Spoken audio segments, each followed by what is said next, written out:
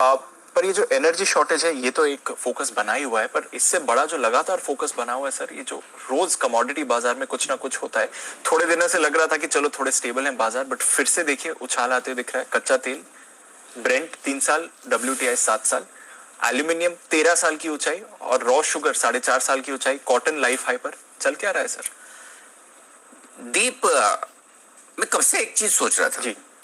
और मैं ही नहीं, काफी लोग ये सोच रहे थे कि बाजार ओवर रेटेड है, बहुत बढ़ गया है, कभी तो करेक्शन होगा, कहाँ होगा, कैसे होगा, मतलब उम्मीद भी है लोगों को, आशंका भी है, डर भी है। एक चीज समझ में आई है पिछले 7 दिनों की पूरी स्टडी करने के बाद, अगर करेक्शन होगा तो सिर्फ कमोडिटी की प्राइसेस की वजह से होगा। ट्रिगर मिल गया है, ट्रिगर मिल गया, टाइम नहीं मिला है, ट्रिगर मिल गया है।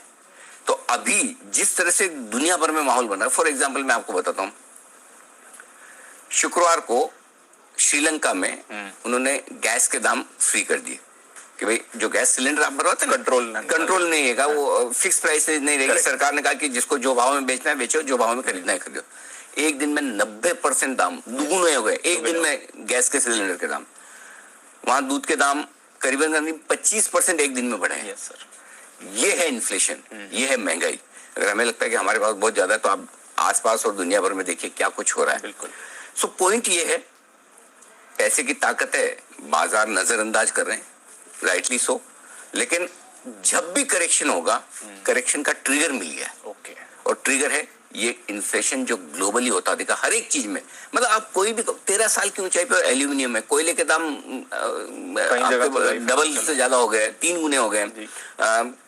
लुम्बर जैसे प्राइस एक महीने में 50% ऊपर है। करेक्ट। मतलब आयन और कल 15% 12% बढ़ गया।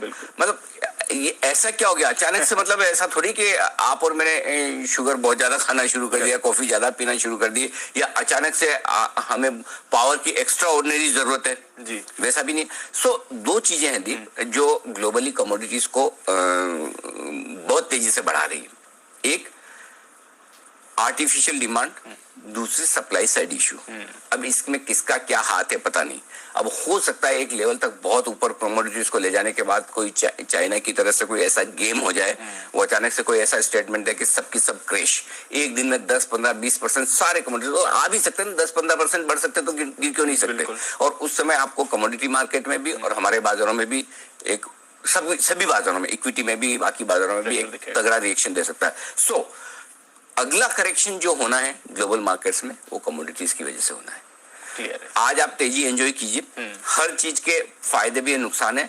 जो प्रोड्यूसर्स, जो कंपनियां ये कमोडिटीज बना रही हैं, जो कोयला उत्पादन कर रही है उनके लिए मजे है, जो नेचुरल गैस बना रहे हैं उनके लिए मजे हैं, जो कॉटन बना रहे हैं उनके लिए मजे हैं, एल्यूमिनियम वालों के लिए मजे है। लेकिन साथ ही साथ जो इनको यूज कर रहे हैं उनका क्या बुरी हाल है, उनके बुरे हाल है। उनके रॉ मटेरियल कॉस्ट इस तरह से तेजी से बढ़ रहे हैं कि अल्टीमेटली उनके लिए मार्जिन मेंटेन करना बड़ा मुश्किल होगा। बिल्कुल करेक्ट। तो ये सारी प्रॉब्लम दोनों तरफ की है, सिर्फ एक जगह फायदा तो एक जगह नुकसान है। अगर किसी को फायदा हो रहा है तो कोई तो पे कर रहा है। 100% करेक्ट। सो मेरा ये समझना है कि इन सब ग्लोबल कमोडिटीज के हालात को देखते हुए 2 चीजें करनी जरूरी है जी। आपके हाथ में कुछ नहीं है, मेरे हाथ में कुछ नहीं है, आरबीआई के हाथ में भी कुछ नहीं है, सारा इंपोर्टेड इन्फ्लेशन है। हमारे हाथ में एक ही चीज है, ओवरनाइट आपकी जो भी पोजीशन है उस पर इंश्योरेंस रहना चाहिए आपका। करेक्ट। आपकी हेजिंग होनी ही होनी चाहिए।